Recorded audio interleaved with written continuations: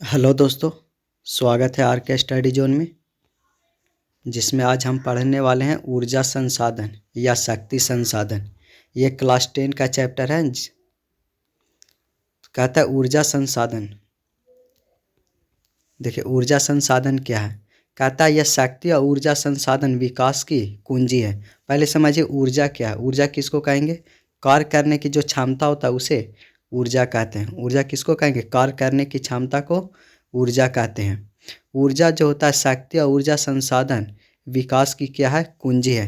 कहता है मानव सदियों से अपना विभिन्न कार्यकलाप हेतु ऊर्जा के जैव और अजैव रूप का उपयोग करते आ रहे हैं। नहीं, कहता है कि इंसान जो है मतलब सदियों से ठीक है ऊर्जा का क्या हो रहा है? जैव और अजैव रूप का प्रयोग करते आ रहा है।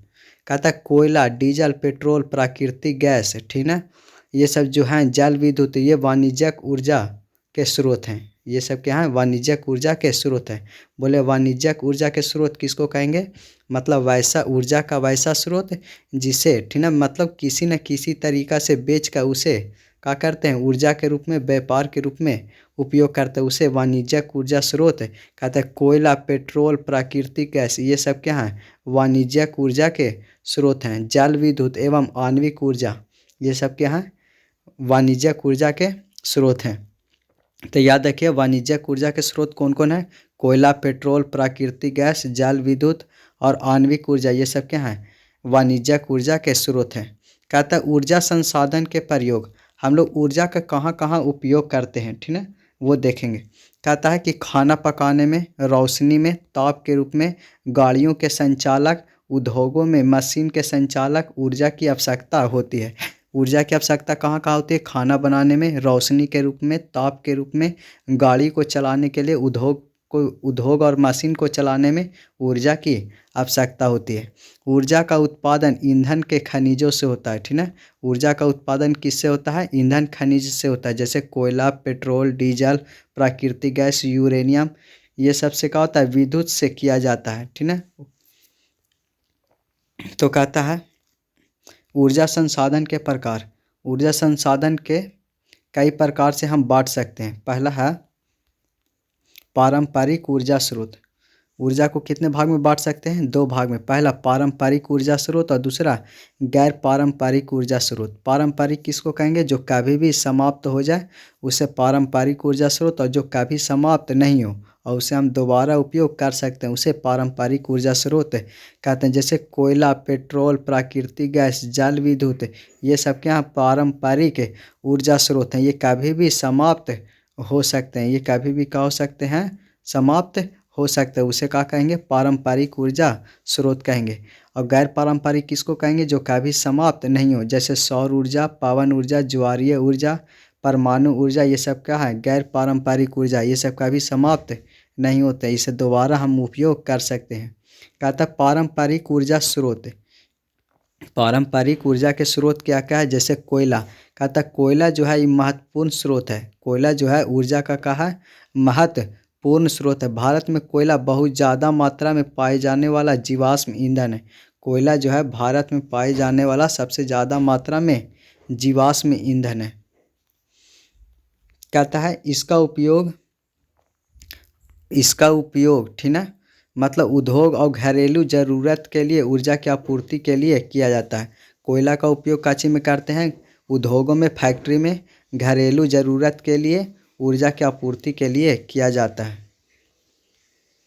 कहता भूगर्भिक दृष्टि से भारत के समस्त कोयला भंडार को दो भागों में बांटा गया। भारत में जितना भी कोयला का भंडार है उसको दो भाग में बांटा गया। पहला गोंडवाना समूह के कोयला, दूसरा टर्शियरी समूह का कोयला। तो भारत में याद रखिए दो प्रकार के कोयला पाए जाते हैं। पहला गोंडवाना समूह का कोयला और दूसरा टर्शियरी समूह का कोयला। गोंडवाना समूह का कोयला क्या है? इस समूह में भारत में 96% कोयला के भंडार है। कहता है गोंडवाना समूह का जो कोयला है हमारे भारत में 96% पाए जाते हैं। कहता है यहाँ के कोयला का निर्माण 20 करोड़ वर्ष पहले हुआ। यहाँ के कोयला का जो विकास हुआ है कितना वर्ष पहले? 20 करोड़ वर्ष पहले हुआ है। कहता है गोंडवाना कोयला क्षेत्र मुख्यतः 4 नदी घाटी में पाए जाते हैं। गोंडवाना समूह के जो कोयला है वो कितने घाटी में पाए जाते हैं? 4 घाटियों में पाए जाते हैं? पहला दामोदर घाटी परियोजना में, दूसरा सोन घाटी में, महानदी घाटी में, और वर्धा या गोदावरी नदी घाटी में। तो गोंडवाना समूह के जो कोयला है वो 4 जगह पे पाए जाते हैं। पहला दामोदर घाटी में, दूसरा सोन घाटी में, तीसरा महानदी घाटी में, और चौथा हो गया गोदावरी घाटी में। ये 4 जगह का होते हैं गोंडवाना समूह के कोयला पाए जाते हैं। कहता है ऊर्जा संसाधन, कहता है गोंडवाना समूह का कोयला क्षेत्र पहला हो गया झारखंड। किस किस जगह पे पाए जाते हैं? तो पहला हो गया झारखंड में गोंडवाना समूह के कोयला पाए जाते हैं। कहता है यहाँ देश का 30% से अधिक कोयला सुरक्षित भंडार है। झारखंड में जो है 30% से ज़्यादा का कोयला सुरक्षित रूप से भंडार है, जमा है। कहता कोयला के भंडार एवं उत्पादन में झारखंड भारत का पहला स्थान है। कहता कोयला उत्पादन में, ठीक ना, और भंडार में भारत का पहला राज्य कौन है? झारखंड। यहाँ 30% से अधिक कोयला का सुरक्षित रूप से जमा है। दूसरा कहता है झारखंड के कोयला क्षेत्र, बोला कि झारखंड के प्रमुख कोयला क्षेत्र के नाम बताएं जहाँ जहाँ कोयला पाए जाते हैं। झारखंड के झरिया हो गया, बोकारो हो गया, गिरिडीह हो गया, कर्णपुरा हो गया, रामगढ़ हो गया, और पश्चिम बंगाल और रानीगंज, ये सब जो है कोयला के जगह के क्षेत्र हैं, ठीक है, जो कहा होता है सबसे ज़्यादा मात्रा में कोयला पाए जाते हैं। तो झारखंड में कहाँ कहाँ कोयला पाए जाते हैं? तो झरिया, बोकारो, गिरिडीह, कर्णपुरा, रामगढ़, पश्चिम बंगाल, रानीगंज, ये सब जो है झारखंड में क्या होता है सबसे ज़्यादा मात्रा में कोयला पाए जाते हैं। कहता है छत्तीसगढ़ में कोयला कहाँ कहाँ पाए जाते हैं? कोयला उत्पादन में छत्तीसगढ़ जो है भारत के दूसरा स्थान है। पहला स्थान पे झारखंड हो गया, दूसरा स्थान पे कौन? छत्तीसगढ़। यहाँ 16% से अधिक का कोयला सुरक्षित रूप से जमा है। कहता है छत्तीसगढ़ के कोयला क्षेत्र के नाम बताएं। छत्तीसगढ़ में कोयला कहाँ कहाँ पाए जाते हैं? तो चिरी मिरी हो गया, कुर्सिया हो गया, विश्रामपुर हो गया, झिलमिली हो गया, सोनहाट हो गया, लखनपुर हो गया। ये सब जगह जो है यहाँ का होता है कोयला सबसे ज़्यादा मात्रा में पाए जाते हैं। तो याद रखिए छत्तीसगढ़ में कोयला कहाँ कहाँ पाए जाते हैं? तो चिरी मिरी हो गया, कुर्सिया हो गया, विश्रामपुर हो गया, झिलमिली हो गया, सोनहाट हो गया, लखनपुर हो गया। ये सब जगह पे क्या होता है कोयला सबसे ज़्यादा मात्रा में पाए जाते हैं। कहता है उड़ीसा में, अब देखिए उड़ीसा में देश का 1/4 कोयले का भंडार है।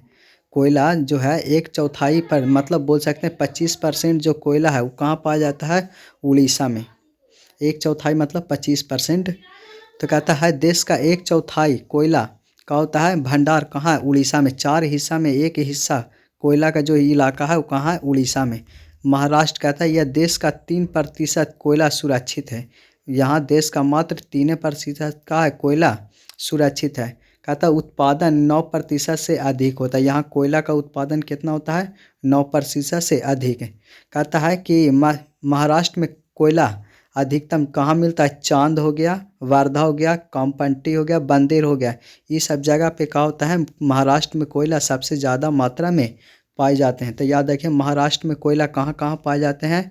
तो चांद हो गया, वर्धा हो गया, कामपट्टी हो गया, बंदेर हो गया, ये सब जगह पे क्या होता है कोयला सबसे ज़्यादा मात्रा में पाए जाते हैं।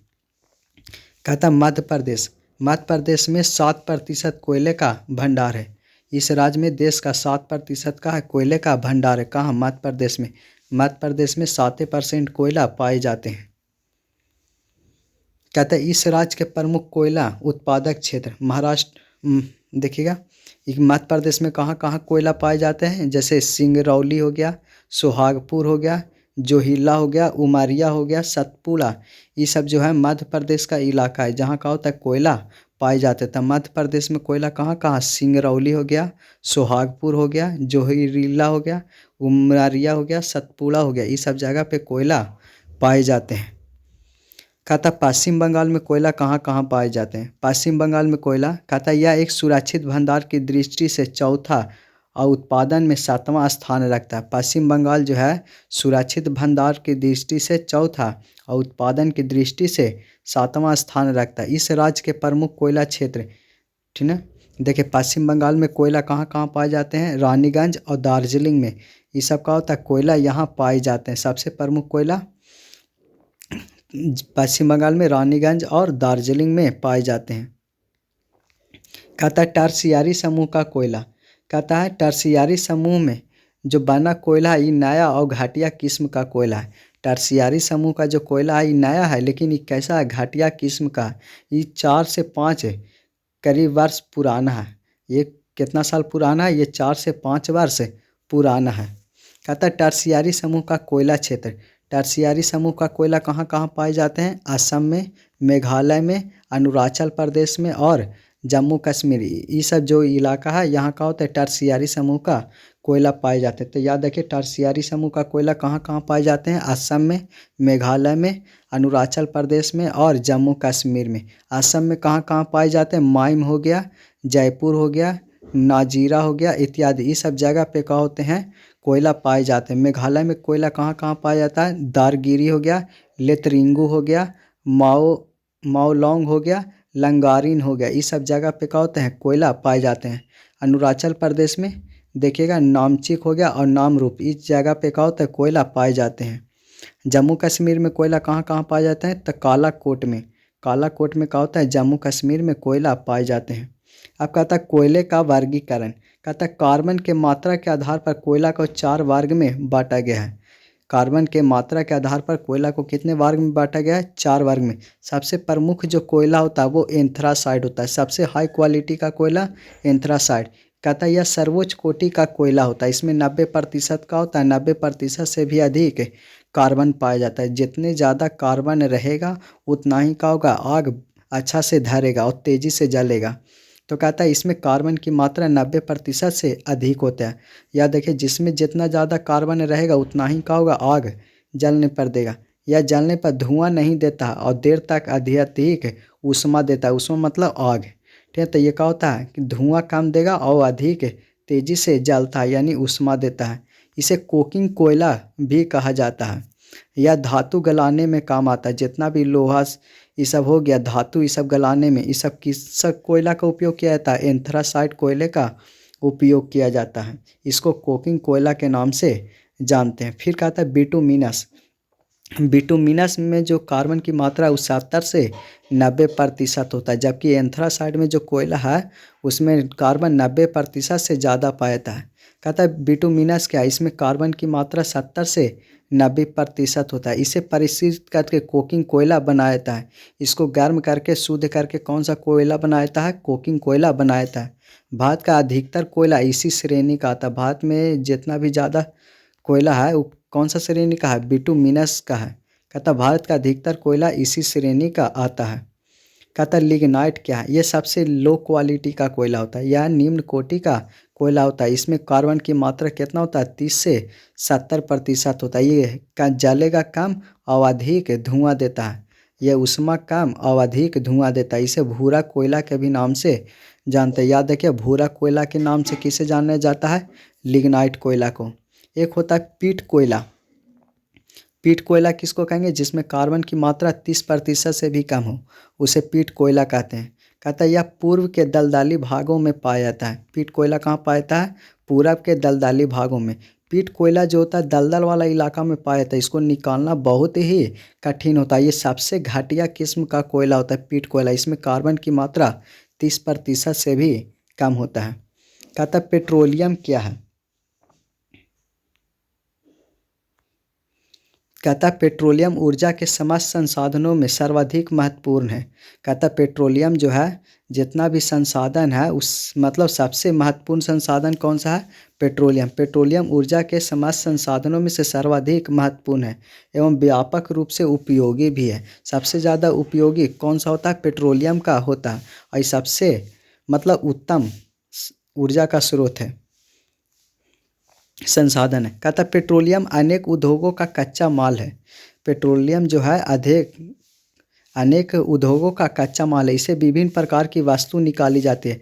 पेट्रोलियम से गैसोलीन हो गया, डीजल हो गया, किरासन तेल हो गया, स्नेहक हो गया, कीटनाशक दवा हो गया, पेट्रोल हो गया, साबुन की कृत्रिम रेशा हो गया, प्लास्टिक हो गया। ये सब किससे निकाला जाता है?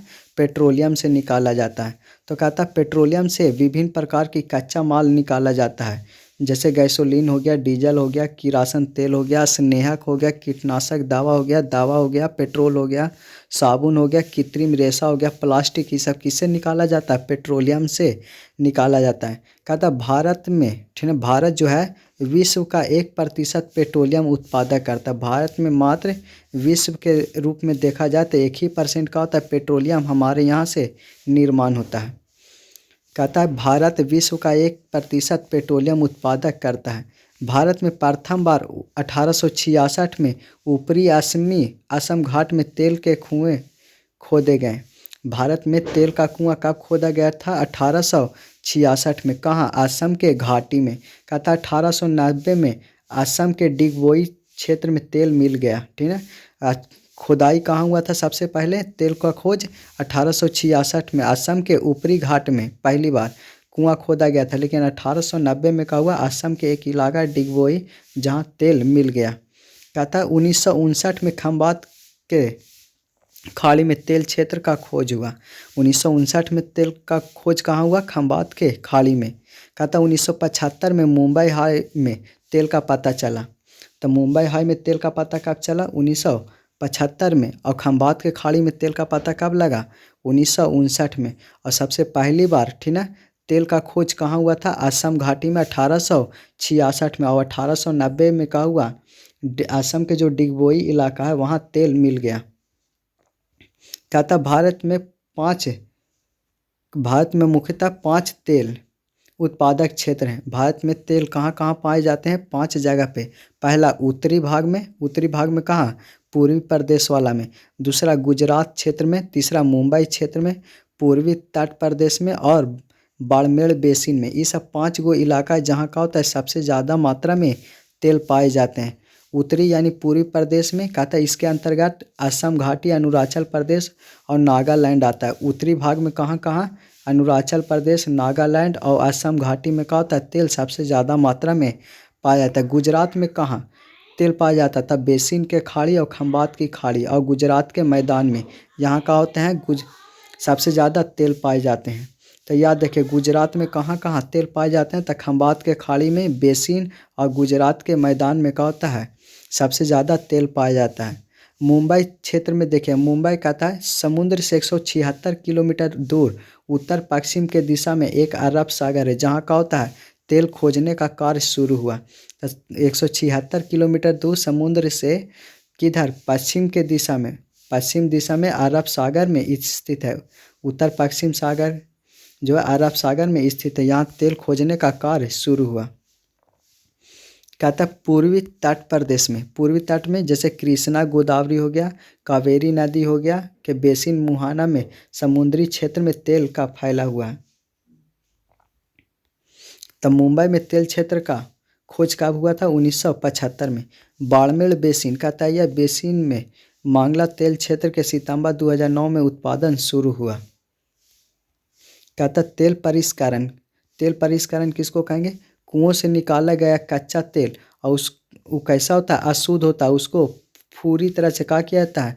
शुद्ध करके कारखाना में फिर परिष्कृत किया जाना आवश्यक होता है। उसके बाद डीजल, पेट्रोल, किरासन तेल, स्नेहक पदार्थ कई वस्तुएं प्राप्त होती है। तेल परिष्करण किसको कहेंगे?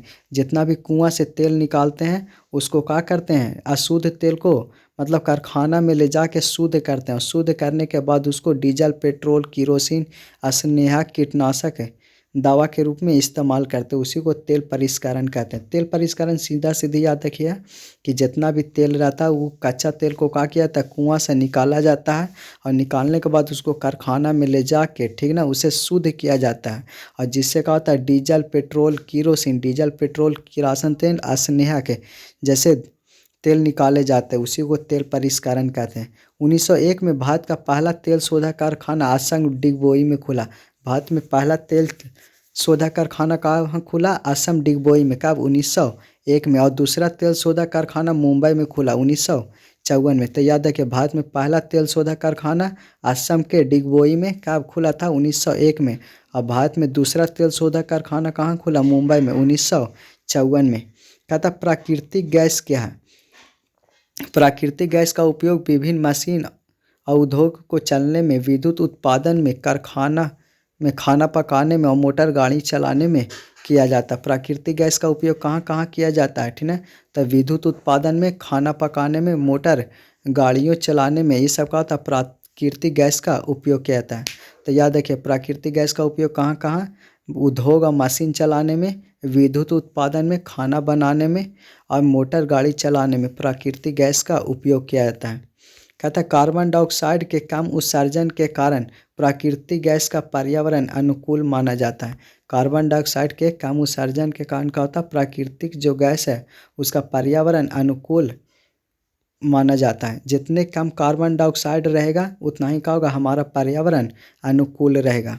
कहता है कृष्णा गोदावरी नदी के बेसिन में प्राकृतिक गैस के विशाल भंडार खोजे गए हैं। सबसे ज़्यादा प्राकृतिक गैस कहाँ पाया जाता है, तो कृष्णा और गोदावरी नदी के बेसिन में। कहता है अंडमान निकोबार द्वीप समूह जहाँ अति है इलाका, यहाँ सबसे ज़्यादा क्या होता है, प्राकृतिक गैस का विशाल भंडार है। तो सबसे ज़्यादा प्राकृतिक गैस का विशाल भंडार कहाँ है, अंडमान निकोबार में। और भारत में देखा जाए तो कृष्णा गोदावरी नदी के बेसिन जो है वहाँ पे क्या होता है, प्राकृतिक गैस का भंडार है। तो सीधा सीधी याद रखिए सबसे ज़्यादा प्राकृतिक गैस का भंडार अंडमान निकोबार में पाए जाते हैं। विद्युत ऊर्जा क्या है, विद्युत के द्वारा जो करंट तैयार किया था उसे विद्युत ऊर्जा कहते हैं। विद्युत ऊर्जा ऊर्जा का एक महत्वपूर्ण स्रोत है। विद्युत ऊर्जा क्या है, ऊर्जा का एक महत्वपूर्ण स्रोत है। ये दो प्रकार के होते हैं, पहला जल विद्युत और दूसरा ताप विद्युत। जल के प्रवाह से जो करंट तैयार किया जाता है उसे जल विद्युत कहते हैं। और कोई भी चीज़ को गर्म करके यानी डीजल, पेट्रोल, प्राकृतिक गैस के उपयोग करके जो करंट तैयार किया जाता है उसे ताप विद्युत कहते हैं। तो जल के प्रवाह से उत्पन्न ऊर्जा को जल विद्युत कहा जाता है। और जब विद्युत उत्पादन में कोयला, डीजल, पेट्रोल, प्राकृतिक गैस का उपयोग किया जाता है उसे ताप विद्युत कहते हैं। तो ताप विद्युत किसको कहेंगे, तो कोयला, पेट्रोल, प्राकृतिक गैस के उपयोग से जो ऊर्जा प्राप्त होता है उसे ताप विद्युत कहते हैं। मतलब सिंपल से याद रखिए, कोयला, डीजल, पेट्रोल और प्राकृतिक गैस को जलाकर, ठीक है, जो करंट बनाया जाता है उसे ताप विद्युत कहते हैं। और जल के प्रवाह से जो करंट बनाया जाता है उसे जल विद्युत कहते हैं। कहता है इसके अतिरिक्त विद्युत का उत्पादन आणविक खनिज के विखंडन से किया जाता है। आणविक खनिज का विखंडन जैसे यूरेनियम, ये सब को क्या किया जाता है, जला के करंट तैयार किया जाता है, उसे परमाणु विद्युत कहा जाता है। कहता है जल विद्युत क्या है, कहता है जल विद्युत उत्पादन के लिए सदावाहिनी नदी प्रचुर जल राशि है। यह ढाल और तीव्रता का वेग है। जल विद्युत कहाँ प्राप्त कर सकते हैं, जहाँ पे ढलान हो और जल की तीव्रता हो। मतलब जहाँ पे ढलान हो साथ साथ पानी का बहाव तेजी से हो, वहाँ पे जल विद्युत का उत्पादन कर सकते हैं। तो जल विद्युत का उत्पादन के लिए क्या होना चाहिए, सालों भर पानी होना चाहिए और प्रचुर मात्रा में पानी होना चाहिए। नदी के मार्ग में ढलान होना चाहिए और जल का तीव्र होना चाहिए। तो जल विद्युत का उत्पादन के लिए क्या होना जरूरी है, मतलब सालों भर पानी होना चाहिए, प्रचुर मात्रा में पानी होना चाहिए और नदी का ढलान होना चाहिए। और नदी में पानी का जो तीव्र है मतलब रफ्तार तेज होना चाहिए। तो याद रखिए कि जल विद्युत उत्पादन के लिए क्या क्या जरूरी है। पहला सदावाहिनी नदी, मतलब जिसमें सालों भर पानी और प्रचुर मात्रा में पानी होना चाहिए। और नदी का मार्ग कैसा होना चाहिए, ढलान होना चाहिए। और जल का क्या होना चाहिए, रफ्तार तेज होना चाहिए। कहता है जल एक अक्षयशील और नवीकरणीय संसाधन है। जल जो है वो नवीकरणीय संसाधन है जो कभी समाप्त नहीं हो सकता। ये क्या करता है, प्रदूषण मुक्त करता है, ये प्रदूषण को बचाता है।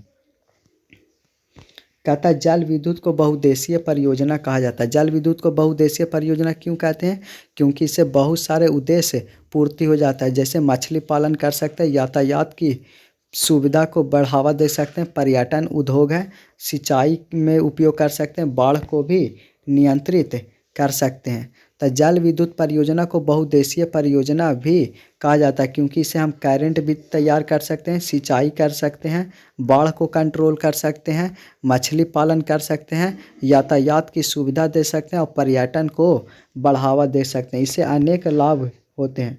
और समय कहता भारत में सन 1987 में दार्जिलिंग में भारत में विद्युत संयंत्र की स्थापना हुआ। कहता भारत में विद्युत संयंत्र की स्थापना कब हुआ था, 1987 में। कहाँ हुआ था, दार्जिलिंग में सबसे पहली बार।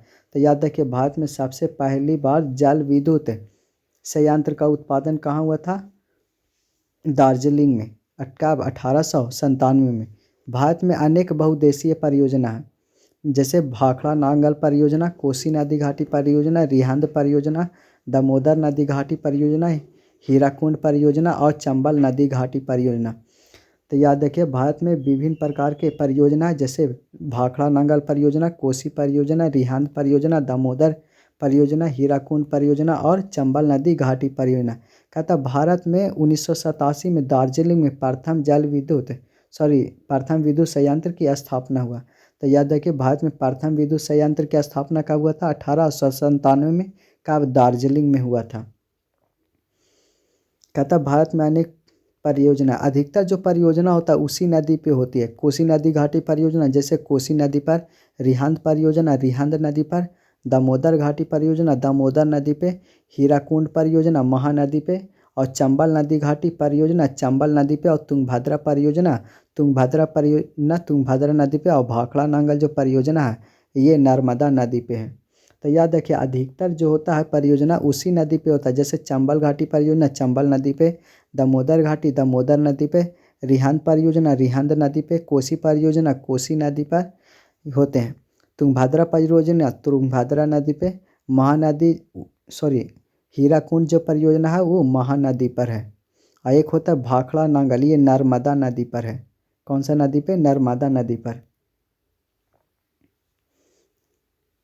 कहता ताप विद्युत क्या है? ताप विद्युत किसको कहेंगे? ताप विद्युत का उत्पादन करने के लिए कोयला, पेट्रोल और प्राकृतिक गैस का उपयोग किया जाता है। कोयला, पेट्रोल, प्राकृतिक गैस को जलाकर जो कैरन तैयार किया जाता है उसे ताप विद्युत कहते हैं। याद देखिए ताप विद्युत किसको कहेंगे? कोयला, पेट्रोल, डीजल ये सब को जो जलाकर ठीक ना जो कैरन तैयार किया जाता है उसे ताप विद्युत कहते हैं। यह जीवाश्म ईंधन कहे जाते हैं। इसे कौन सा ईंधन कहेंगे? जीवाश्म ईंधन कहे जाते हैं। ये कभी भी समाप्त हो सकता है। ताप विद्युत को जीवाश्म ईंधन भी कहते हैं क्योंकि ये कभी भी समाप्त हो सकते हैं। कहता राष्ट्रीय ताप विद्युत निगम, इसको शॉर्ट में बोलते हैं NTPC, national thermal power corporation.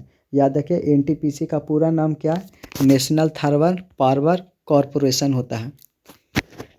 कहता राष्ट्रीय ताप विद्युत निगम के द्वारा अधिकतर ताप विद्युत का उत्पादन का कार्य होता है। एनटीपीसी के द्वारा क्या होता है? ताप विद्युत उत्पादन का कार्य होता है। ये याद रखिए बहुत ही महत्वपूर्ण है। एनटीपीसी क्या है? तो इसका पूरा नाम नेशनल थर्मल पावर कॉरपोरेशन होता है। हिंदी में बोलते हैं राष्ट्रीय ताप विद्युत निगम। इसके द्वारा क्या होता है कि ताप विद्युत का उत्पादन होता है। ताप विद्युत आप ये बताएं, कोयला, डीजल, पेट्रोल, प्राकृतिक गैस को जला के जो कैरन तैयार किया जाता है उसे ताप विद्युत कहते हैं। कहता परमाणु ऊर्जा या आणविक ऊर्जा क्या है? परमाणु ऊर्जा किसको कहेंगे? मतलब उच्च अणुभार वाला परमाणु को विखंडित होते हैं और ऊर्जा का उत्सर्जन होता है, उसी को क्या कहते हैं? परमाणु ऊर्जा या आणविक ऊर्जा कहते हैं। मतलब जितना भी उच्च अणुभार वाला जितना भी तत्व होता है उसको विखंडित किया जाता है और उसको मतलब ऊर्जा का उत्सर्जन किया जाता है, उसी को क्या कहते हैं? परमाणु ऊर्जा या आणविक ऊर्जा कहते हैं। जैसे यूरेनियम हो गया, मोनाजाइट हो गया, ग्रेफाइट हो गया, एंटीमनी हो गया, वानेडियम हो गया, एल्यूमिनाइट हो गया, ये सब क्या होता है? उच्च अणुभार वाले परमाणु हैं जिसको क्या किया जाता है? विखंडित किया जाता है, तोड़ा जाता है, इससे करंट बनाया जाता है, जिसे परमाणु ऊर्जा कहते हैं। तो परमाणु ऊर्जा किसको कहेंगे? उच्च अणुभार वाले परमाणुओं को तोड़कर यानी विखंडित करके जो ऊर्जा का निर्माण होता है यानी उत्सर्जन होता है उसी को परमाणु ऊर्जा या आणविक ऊर्जा कहते हैं। जैसे वानेडियम हो गया, एंटीमनी हो गया, ग्रेफाइट हो गया, यूरेनियम हो गया, मोनाजाइट, ये सब का है आणविक खनिज है। इसको क्या किया जाता है? तोड़ा जाता है और करंट का निर्माण किया जाता है। कहता मोनाजाइट क्या है? कहता केरल राज्य में प्रचुर मात्रा में पाए जाते हैं। मोनाजाइट सबसे ज़्यादा कहाँ पाए जाते हैं? केरल राज्य में प्रचुर मात्रा में पाया जाता है। यूरेनियम कहता परमाणु ऊर्जा का कच्चा माल है। इसका विशाल अधिक भंडार सबसे ज़्यादा कहाँ है? झारखंड के जादूगोड़ा में। सबसे ज़्यादा यूरेनियम कहाँ पाए जाते हैं? झारखंड के जादूगोड़ा में। ये कहा एक परमाणु ऊर्जा का कच्चा माल है। इल्यूमिनाइट क्या है? इसका सबसे ज़्यादा भंडार कर्नाटक, केरल, तमिलनाडु, आंध्र प्रदेश, उड़ीसा, ये सब राज्य में क्या होता है? सबसे ज़्यादा मात्रा में पाए जाते हैं। सबसे ज़्यादा इल्यूमिनाइट का होता है तटीय वाला इलाका। तटीय वाला इलाका जैसे कर्नाटक, केरल, तमिलनाडु, आंध्र प्रदेश, उड़ीसा, इस सब में क्या होता है? सबसे ज़्यादा मात्रा में इल्यूमिनाइट पाए जाते हैं। वैनेडियम क्या है? ये झारखंड और उड़ीसा में मिलता है। सबसे ज़्यादा वैनेडियम कहाँ मिलता है? झारखंड और उड़ीसा में। कहता भारत में अभी तक 6 गो परमाणु विद्युत गृह स्थापित हैं। भारत में कै गो परमाणु विद्युत गृह स्थापित हैं? तो 6 गो, याद रखिएगा। पहला हो गया तारापुर महाराष्ट्र में, राणा प्रताप सागर हो गया, फिर कलपक्कम हो गया, नरौरा हो गया, काकरापारा हो गया, और ये हो गया कैगा। कैगा परमाणु विद्युत। पहला तारापुर, ये कहाँ है? एशिया का सबसे बड़ा परमाणु विद्युत गृह है। इसका स्थापना 1955 में हुआ था। कहाँ है ये? महाराष्ट्र मुंबई में है। तो सबसे याद रखिए तारापुर परमाणु विद्युत कहाँ है? महाराष्ट्र मुंबई में। इसका स्थापना कब हुआ था? 1955 में। दूसरा है राणा प्रताप सागर बांध। ये राणा प्रताप जो सागर है परमाणु विद्युत की, ये राजस्थान के कोटा में स्थित है। कलपक्कम कहाँ है? तमिलनाडु में। ये कलपक्कम परमाणु विद्युत गृह कहाँ है? तमिलनाडु में।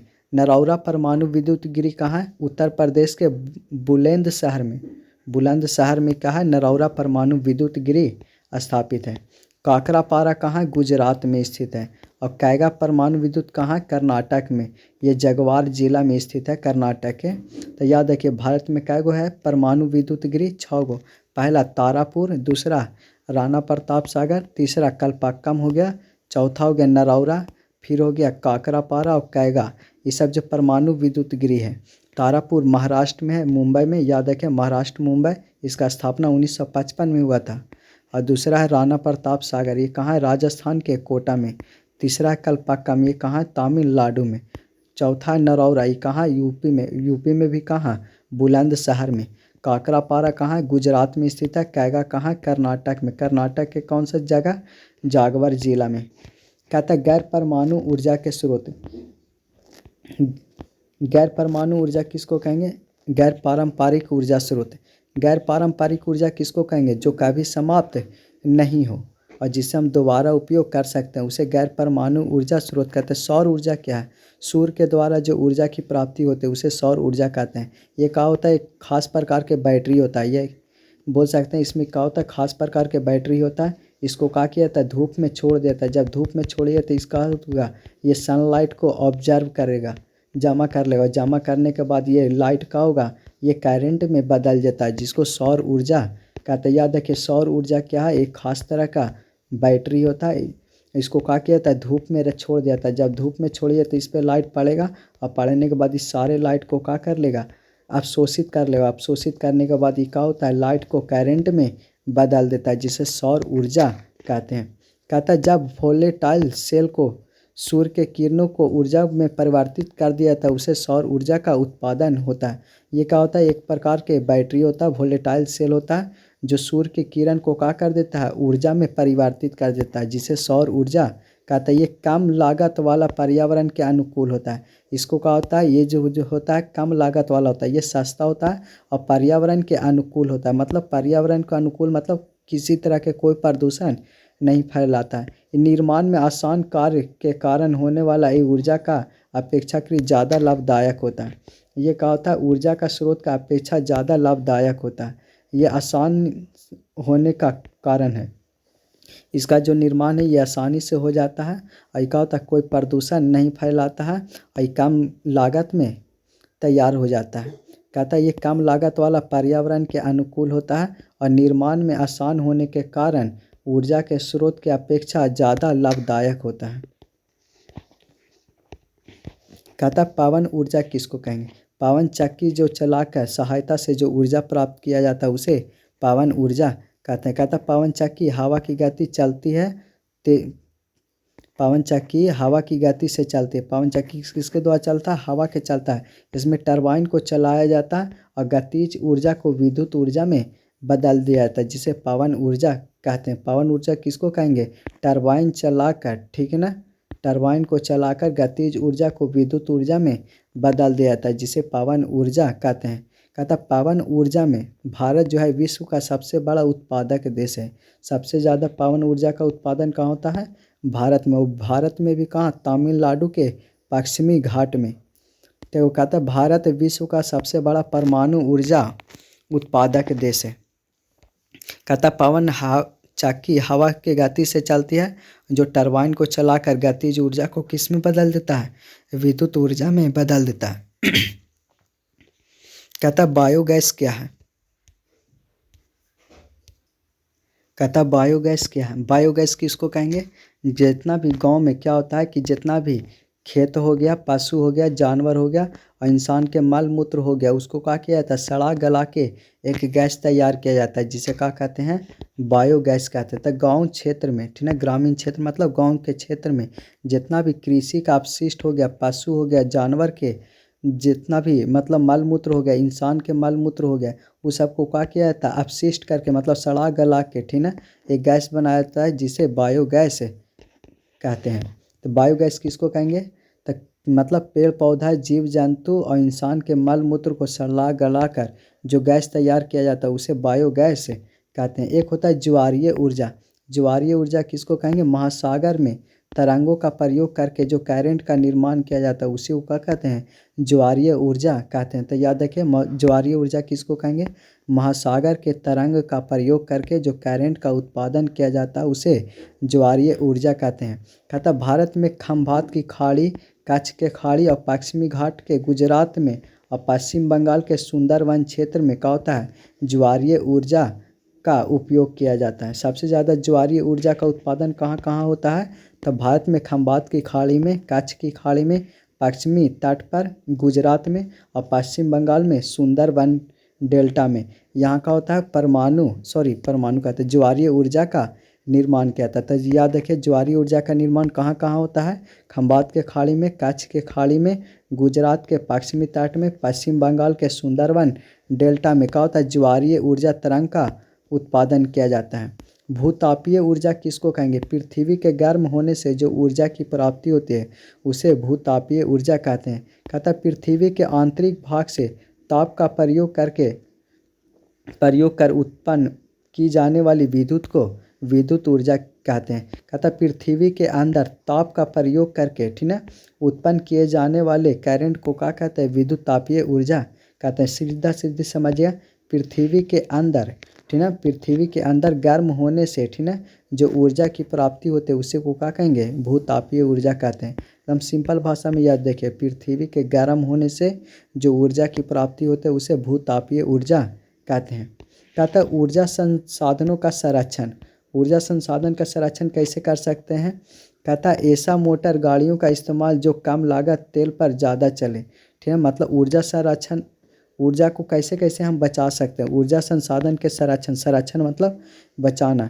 ऊर्जा संसाधन के संरक्षण को कैसे बचा सकते हैं, मोटर गाड़ी का इस्तेमाल हो जो कम तेल पर ज़्यादा चले, मतलब ऐसा गाड़ी का इस्तेमाल करेंगे जो कम तेल खाए और ज़्यादा चले। कहता अनावश्यक बिजली का उपयोग रोककर उचित बड़े स्तर पर कर सकते हैं, नहीं, कहता अनावश्यक मतलब जो फालतू से बिजली उपयोग करता है उसको रोक कर मतलब उचित ऊर्जा वाला क्या करेंगे, बड़े स्तर पर कोई भी गाड़ी का इस्तेमाल करेंगे ताकि क्या हो, बिजली की खपत कम कर सके। ऊर्जा के नवीन स्रोतों का खोज किया जाए, ऊर्जा के नया स्रोत का खोज किया जाए ताकि क्या हो, ऊर्जा का संरक्षण हो सके, बच सके, ताकि एगो ख़त्म हो ताकि दूसर का क्या हो, आसानी से हम दूसर वाला ऊर्जा उपयोग कर सकते हैं। तो ऊर्जा संसाधन के संरक्षण का हो गया, मोटर गाड़ी का इस्तेमाल हो जो कम तेल पर ज़्यादा चल सके, अनावश्यक बिजली का उपयोग को रोककर ऊर्जा का बचत बड़े स्तर पर कर सकते हैं। ऊर्जा के नवीन स्रोत का खोज किया जाए, नया ऊर्जा का स्रोत का खोज किया जाए। कहता ऊर्जा के नवीन वैकल्पिक साधनों का उपयोग किया जाता है, नया टेक्नोलॉजी का उपयोग किया जाए ताकि, कहता है विद्युत बचत करने वाले उपकरणों का प्रयोग किया जाए, मतलब ऐसा उपकरण जो करंट को क्या करे, बचा सके। तो विद्युत बचत करने वाले उपकरणों का प्रयोग करना चाहिए। पारंपरिक ऊर्जा स्रोत सीमित है। पारंपरिक ऊर्जा किसको कहेंगे, वैसा स्रोत जो कभी भी समाप्त हो जाए उसको दोबारा उपयोग नहीं कर सकते हैं। तो पारंपरिक ऊर्जा स्रोत सीमित है, इनका उपयोग मतलब प्रयोग बड़े ध्यान से करना चाहिए।